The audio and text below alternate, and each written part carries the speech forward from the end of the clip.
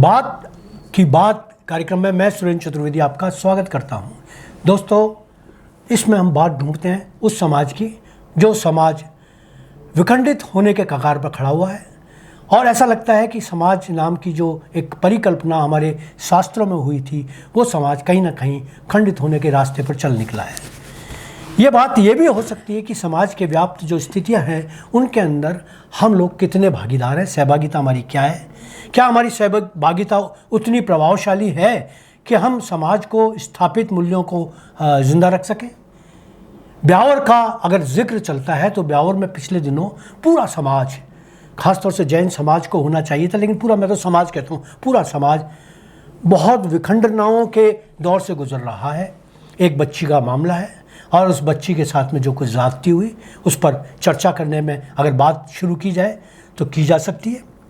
मैं हमारे इस कार्यक्रम के जो पुरोधा हैं प्रेम आनंदकर साहब, उनका स्वागत करता हूं। वो आए और इस विषय पर बात करने के लिए उन्होंने हमें समय दिया।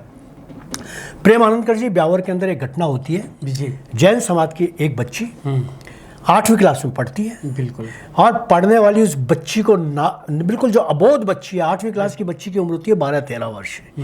उसको उसी का एक शिक्षक, समाज के विखंडन की बात कर रहा हूँ, समाज किस स्थिति में है कि एक शिक्षक जिसके यहाँ वो ट्यूशन पढ़ने के लिए बच्ची आती है वो उसकी ज़िंदगी खराब करना शुरू करता है और दुष्कर्म का ये दौर 10वीं-11वीं तक चलता रहता है। दोस्तों, सबसे बड़ी दुखद बात ये होती है कि बच्ची कोई शिकायत नहीं करती, लेकिन उसके साथ में जो ब्लैकमेलिंग होती है चलती रहती है। वो बेचारी कहाँ कहे, किसको कहे, समझ में उसे नहीं आता। तो ऐसी स्थिति के अंदर वो, जब शिक्षक और स्कूल के अंदर पूछा जाता है कि बैड टच गुड टच होता है, ऐसा आपके पास साथ कभी हुआ है, तो वो फूट पड़ती है और वो कह देती है कि हमारे स्कूल का अध्यापक।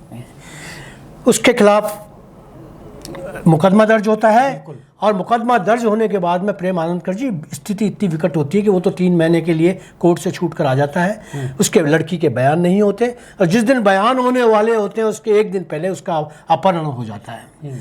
अपहरण होना, उसके साथ में लगातार दुष्कर्म करना, उसका देह शोषण करना, ये सारी असामाजिक परिवेश की अवधारणा मानी जा सकती है। ऐसी स्थिति के अंदर कि जब वो बच्ची गायब हो जाती है, पुलिस की भूमिका शुरू होनी चाहिए थी। पुलिस की भूमिका कितनी रही वो भी मैं आपको बता दूं घटनाक्रम के साथ में कि पुलिस ने कुछ पता नहीं किया। लड़की की मां ने अपने मोहल्ले के फुटेज इकट्ठे किए जिसमें एक आदमी उसकी बच्ची को ले जाता हुआ नजर आया। वो आदमी पहचान में आ गया। उस आदमी की जिस वाहन में, उसके वाहन के नंबर आ गए, पुलिस को दे दिए गए। पुलिस ने कोई पीछा नहीं किया, ना कोई बात की। उसके बाद में वो बच्ची की माँ विजयनगर तक, क्योंकि वो विजयनगर वाला रास्ता था जिसमें वो उसकी बच्ची को ले जाया गया था, उसने जब विजयनगर के फुटेज इकट्ठे किए तो उसने खुद ने इकट्ठे कर लिए कि देखिए अब ये केकड़ी वाले रास्ते से मोटरसाइकिल से लेके जा रहे हैं। बिल्कुल। तो ऐसी स्थिति के अंदर, और अब पुलिस 2.5 महीने हो गए, पुलिस, तो आप इसको कैसे लोगे? बिल्कुल सुरेंद्र जी, देखिए जो ब्यावर का वाला मुद्दा है बड़ा ही संवेदनशील है और ये सिर्फ एक बच्ची की बात नहीं है, वो बच्ची पूरे समाज की है, सबकी है और हमारी और आपकी भी है। या अगर किसी हमारी बच्ची के साथ ऐसी घटना होती है तो वो हम सब लोगों के लिए, पूरी कौम के लिए, सर समाज के लिए बहुत दुखदायी है। अब आप इससे देखिए कि जो बच्ची की माँ है, जो है वो परिवार वाले सारे फुटेज इकट्ठा कर रहे हैं, लेकिन वहाँ की पुलिस हाथ पे हाथ धर के बैठी है। अगर पुलिस ने त्वरित गति से कार्रवाई की होती तो आज बच्ची का पता चल गया होता जी। 2 महीने से बच्ची, अब सवाल ये आता है कि वो बच्ची गई का क्या, उसको आसमान खा गया, जमीन निकल गई? सवाल ये, अब पुलिस के जो जिस तरह से सरकारें सब, उसका मोबाइल स्विच ऑफ आ रहा, वो आ रहा है। और अभी आप से ये सवाल भी उठता है कि क्या कोई व्यक्ति अगर 2-2.5 महीने से गायब है तो वो अपने परिवार वालों से बात नहीं कर रहा? पुलिस कई बार क्या होती है, जब बड़े बड़े अपराध के मामले होते हैं तो उसके परिवार वालों को, लोगों को उठाए ले, उसके शिकंजे में अंकुश रखते हैं। शिकंजा एक कसने का तरीका है। बिल्कुल, उन पर निगरानी रखी जाती है, उनके फोन सर्विलेंस पर डाले जाते हैं। परिवार वालों से पूछताछ करती है, भाई तुम बताओ उसका कहाँ है, और उसका अगर फोन आ रहा है तो जो परिवार वालों का, चलिए उसका फोन स्विच ऑफ आ रहा है, लेकिन परिवार वालों के पास फोन आ रहा है तो उनके फोन तो आप सर्विलांस पे डाल सकते हैं। बिल्कुल। क्यों नहीं डाला आपने? उसके पिताजी के, माँ के, भाई के, बहन के, जिनके भी फोन नंबर है। अच्छा, वो प्रेमानंदकर जी, वो जो ले जाने वाला अपहरणकर्ता जिसकी पहचान हुई है, वो बंदा गायब है ब्यावर से। तो यानी कि लेके तो वही गया है ब्यावर से उसको। अब उसने उसको बेच दिया, उसने उसको मार दिया, उसको गलत कामों में लगा दिया बच्ची को। आखिर वो उस बच्ची का क्या हुआ, इसकी क्या नैतिक जिम्मेदारी समाज की नहीं है, पुलिस की नहीं नहीं है? क्या उसकी माँ ये रोती फिरे सब जाकर हर जगह जाकर हाथ गिड़गिड़ाती रहे? सुरेश भाई से मुझे तो समझ में नहीं आ रहा है कि पुलिस के सामने ऐसी कौन सी दिक्कत है, कौन सी उसके सामने वो परेशानी है, या किस बंधन से सीमाओं से बंधी हुई जो उस आरोपी को क्यों नहीं पकड़ पा रही, क्यों नहीं बच्चे का पता लगा। वैसे कहते हैं कि कानून के अंदर चाहे कोई कितना ही बड़ा आदमी हो, कानून अपना काम करता है। यदि आरोपी कोई बहुत बड़ा आदमी है या किसी का रसूखवात वाला है, नहीं वो भी नहीं है साहब, प्रेम आनंदकर जी, वो भी नहीं है, वो बेसिकली ड्राइवर है। जो ले जाने वाला बंदा जो बताया जा रहा है वो ड्राइवर है पेशे से और शादीशुदा है, इसके बच्चे हैं। तो ऐसी स्थिति में क्या वो अपने बच्चों से बात नहीं करता होगा? मैं वही बात कर, जब ऐसी कोई परिस्थिति पुलिस के सामने नहीं है तो एक महज मामूली से ड्राइवर को खोजने में पुलिस को पसीना आ रहा है, क्यों नहीं खोज पा रही है? सवाल उसको आरोपी को खोजने का तो है ही, लेकिन सवाल उस बच्ची की जिंदगी का भी है साहब। बिल्कुल। तो वह बच्ची है कहाँ? वो बच्ची आप पुलिस वालों, अब मैं तो ये सवाल कहता हूं कि अगर किसी नेताजी की, मंत्री की, अधिकारी की बेटी अगर ऐसे गायब होती या किसी पुलिस वाले की बेटी ऐसे अरे सर मैं कहता हूँ कि किसी बड़े राजनेता का कुत्ता भी अगर गायब होता है या भैंस भी गायब होती ना तो उसको पुलिस ले आती है। ऐसे उदाहरण आए सामने, विधायक जी का कुत्ता आया होगा, पूरा प्रशासनिक अमला लग गया, हाँ, और ढूंढ के ले आया। जब आप उसको नेताजी के कुत्ते को ढूंढ के ला सकते हो तो भाई ये तो इंसान है। नहीं हो सकता है प्रेम आनंदकर जी कि वो जो कुत्ता इसलिए लिया था उसके पास मोबाइल नहीं था, नहीं तो वो मोबाइल स्विच ऑफ कर लेता ना अगर कुत्ता, तो शायद वो कुत्ता भी नहीं आता।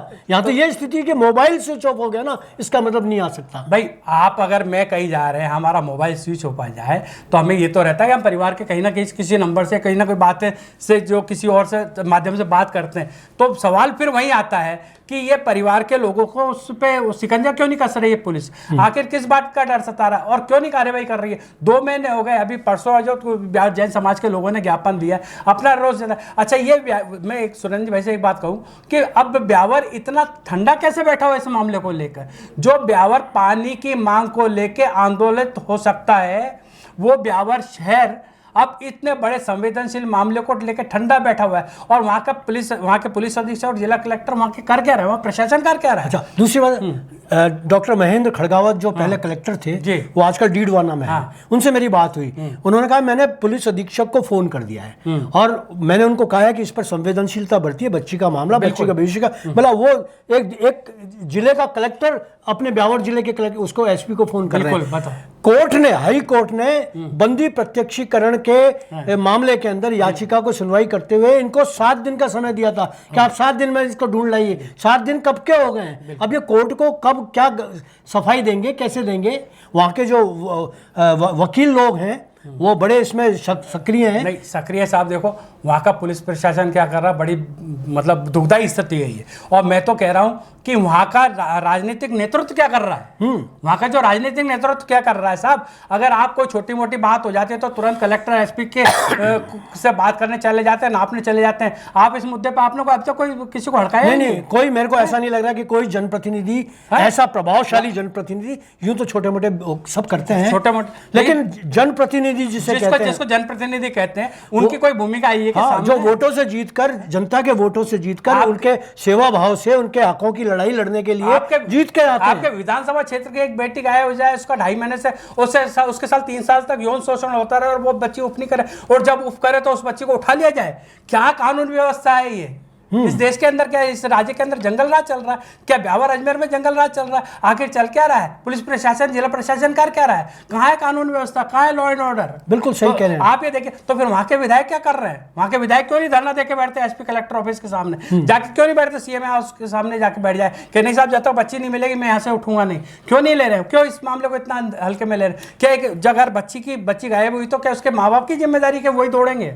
उसकी दौड़ेंगे। दूसरी बात है कि फुटेज इकट्ठा करेगी। जो फुटेज पुलिस को इकट्ठा करने चाहिए थे वो उसके पेरेंट्स इकट्ठा करके दे रहे हैं, और पेरेंट्स फुटेज इकट्ठा करके दे रहे, सबूत इकट्ठा करके दे रहे। पेरेंट्स की भी स्थिति है प्रेमानंद जी, मैं बता दूं कि वो आई थी, उनकी मदर जो है वो आई थी, बच्ची की मदर मेरे यहाँ पूरा उन्होंने वो तफसील से बात बताई। उनके हस्बैंड की तो हार्ट अटैक हो गया इस मामले को लेकर और वो बेड रिडन है, वो तो उठ ही नहीं सकते। अब बेचारी वो जो माँ है वो अकेली उस उस लड़ाई को लड़ रही है। और मुझे खुशी है कि ऐसा नहीं है। मुझे सबसे बड़ी बात है कि ब्यावर के जो पत्रकार हैं वो अपनी नैतिक जिम्मेदारियां निभा रहे हैं, और जिस तरीके से हम यहाँ पर उस लड़ाई को लड़ रहे हैं, वहाँ के पत्रकार विजेंद्र सिंह प्रजापति हैं, राम प्रसाद कुमावत हैं, अपना जो धीमन है, विष्णुदत्त धीमन है, वो है राम प्रसाद कुमावत, जौली जी हैं, मतलब सारे ये पत्रकार, वाजपेयी जी हैं, सारे के सारे, सिद्धार्थ है, रमेश शर्मा जी हैं, ये सारे के सारे अपनी नैतिक जिम्मेदारी निभाते हुए अपने अपने समय पे